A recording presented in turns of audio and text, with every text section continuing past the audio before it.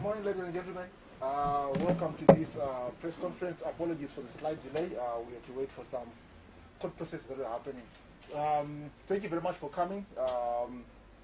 Before we start, for the sake of us being safe and also to avoid any challenges, let's keep our masks on. Right away, I'll get into the program. I'll hand it over to Kabani, who's going to be addressing the press conference. Thank you.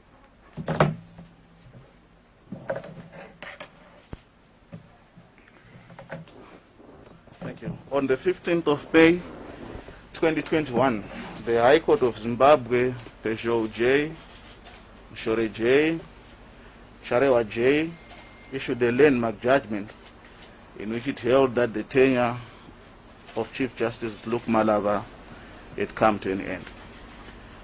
Retired former Chief Justice Luke Malaba served the country for a period in excess of 40 years, and this service must be recognized. We thank him.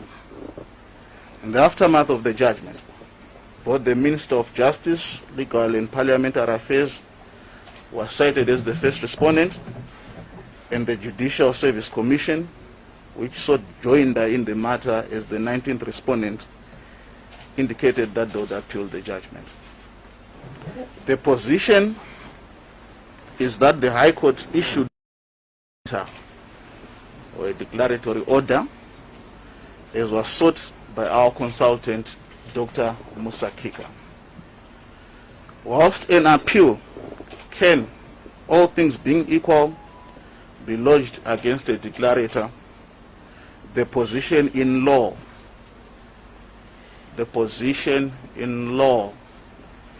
is that an appeal does not suspend the operation of a declarator.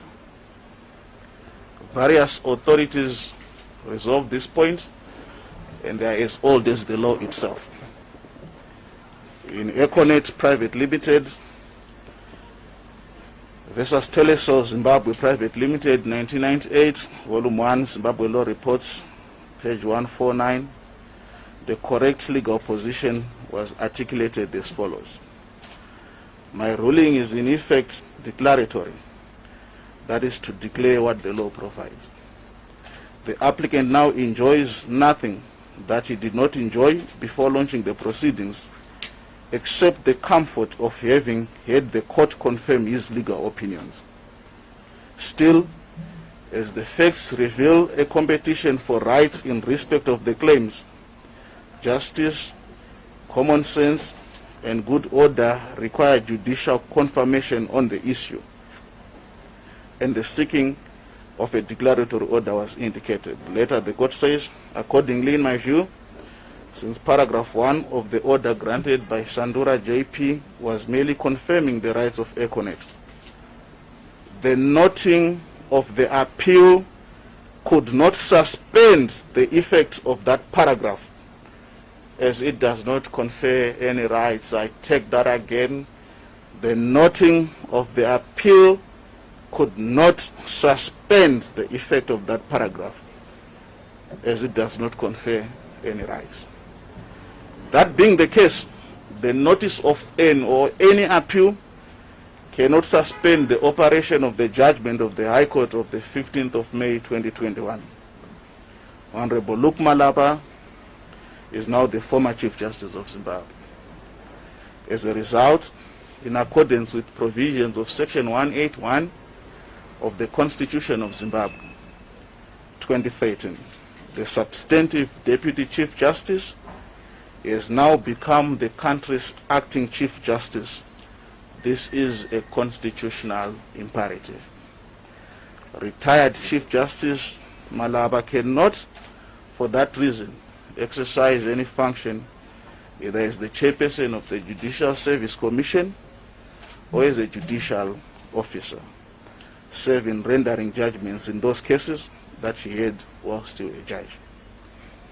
For that reason, if the retired Chief Justice contests the judgment of the High Court, he can only do so in his personal capacity.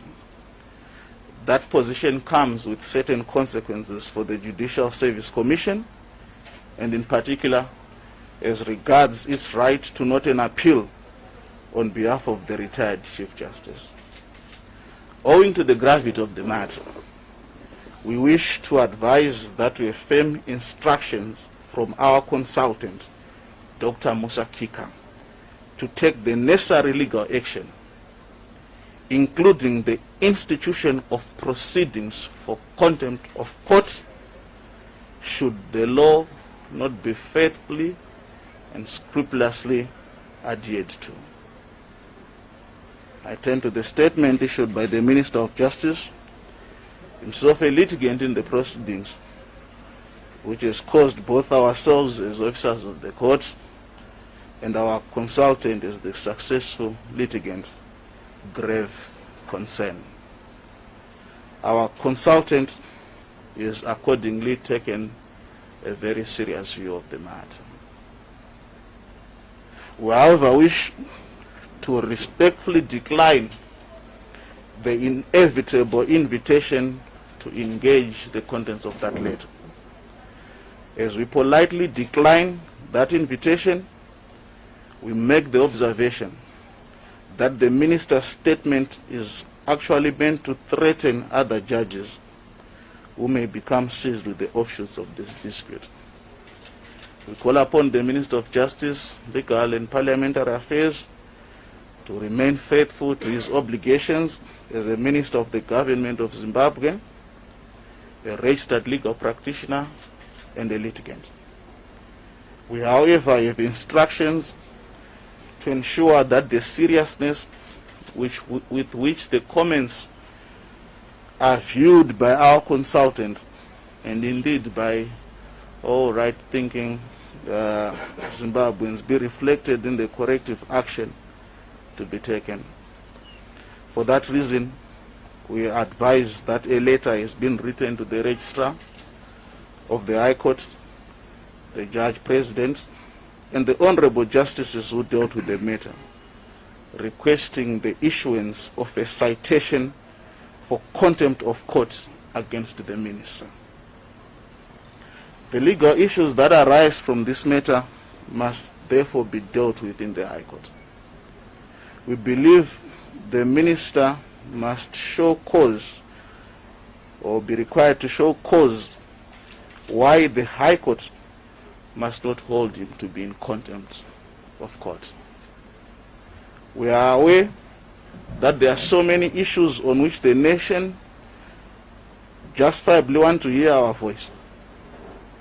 We would rather certain voices were heard instead.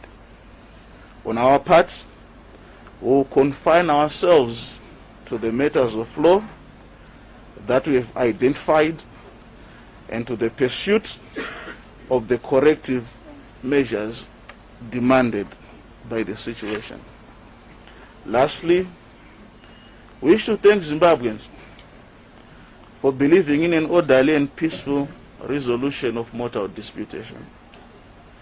We thank all those who have avidly defended the Constitution of Zimbabwe and have been anxious to ensure the observance of its text and spirit. We thank you all. Thank you.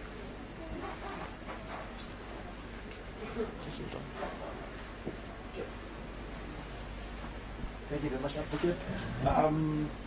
We will take questions. Our panel is available to respond to questions, and let's just indicate if you have a question, you raise your hand, identify yourself, then you ask a question. Thank you very much. My name is Blessed from Hutchinson TV and Radio. My question... Hi, Blessed. How are you doing, Advocate Falcon? I'm sure you're not here to grill me like you did to that other gentleman. Thank you for being here, Blessed. I wanted to find out, if you're guiding, what form of appeal is available, given that the Supreme Court and the Contempt and the Judicial Service Commission are interested parties, all of them? I can't give you advice on that. Our consultant was the successful party in the litigation. Our consultant does not intend to appeal. And in fact, our consultant believes that an appeal would be incompetent under the circumstances, but we won't get into those details.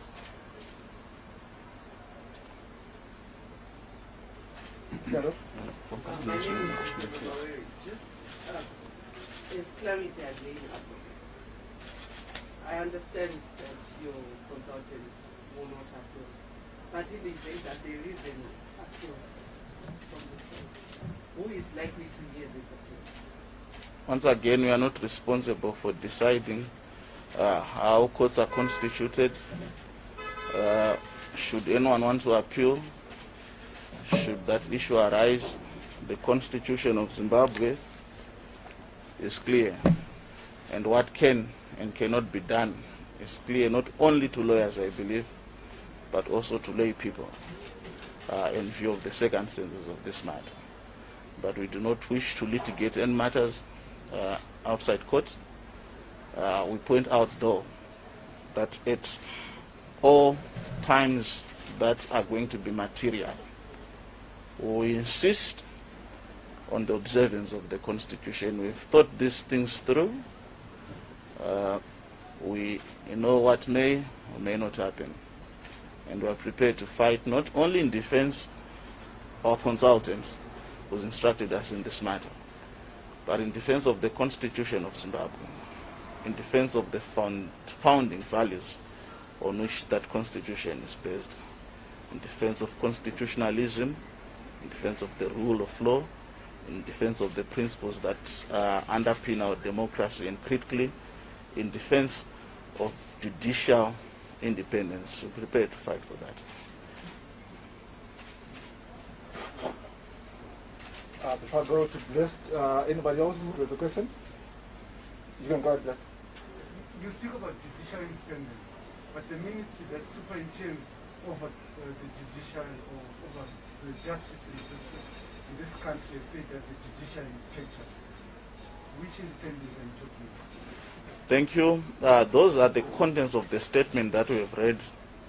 And I must say, when I read that statement, I queried its authenticity. But the course that we have taken is that the issues raised in that statement are serious. And that is one of the issues that are raised. We've taken a particular view of the matter, and in particular, that those statements scandalize the court. We therefore want to be heard by a court of law in argument over those issues, because that is what the minister has apparently said. And it is for that reason that we have requested the issuance of a citation for contempt of court. The letter that I hold here has been received by the registrar of the High Court. It is made to the attention of the Judge President. It is copied to the honorable judges who heard the matter. You will recall, for some of you who are as old as Blessed, that we've been down this road before. In Chinamasa, there is a judgment of the Supreme Court which is called In Re Chinamasa, which deals with these issues. We are of the view that the circumstances of the matter dictate that the procedure set out in Chinamasa be activated. And because we have an interest which arises at two levels: number one, our consultant was the successful litigant in that litigation. Number two, we are officers of the court. We have an interest in having the veracity of those issues dealt with, the effects of the allegations raised by the minister dealt with. We have an interest in ensuring that the minister is required to establish the credibility of the assertions that he has made, because we realize that it has an impact on judicial independence. We realize that it has an impact on the integrity of the courts. We realize that it has an impact on how the nation views the custodians, not just of the law, but of the Constitution of Zimbabwe. Not just of the Constitution of Zimbabwe, but of the legitimate aspirations of the generality of the citizen of Zimbabwe as embodied in that Constitution. Yeah, if I may just add one point. So our remit and brief in these matters is simple. We are here to protect the Constitution we are here to vindicate the Constitution. We are not pursuing any political agenda. We reject that insinuation. All we are here as lawyers and advocates is to vindicate the Constitution, to protect a Constitution that was approved by 93% of Zimbabweans, over 3.5 million Zimbabweans, in a referendum that was held on the 15th of March 2013. That Constitution is dear to us. That Constitution is dear to all Zimbabweans. And I'm sure if you were to talk to the ordinary average person in Lotito, Chendambuyangai, or Cholocho, he will tell you, she will tell you, we are prepared to die for that Constitution. So our remit is about the Constitution. Our remit is about constitutionalism, and our remit is against the serious threats made against that Constitution, particularly threats coming from Constitutional Amendment number 1 and Constitutional Amendment number 2. So that's our role, that's our remit, that's our brief, that's our mandate. Nothing more, nothing less. Another question? Right. So in absence of any other questions, thank you very much, ladies and gentlemen, for attending this press conference. And thanks for amplifying our voice in the fight for human rights and the defense of the Constitution. Thank you.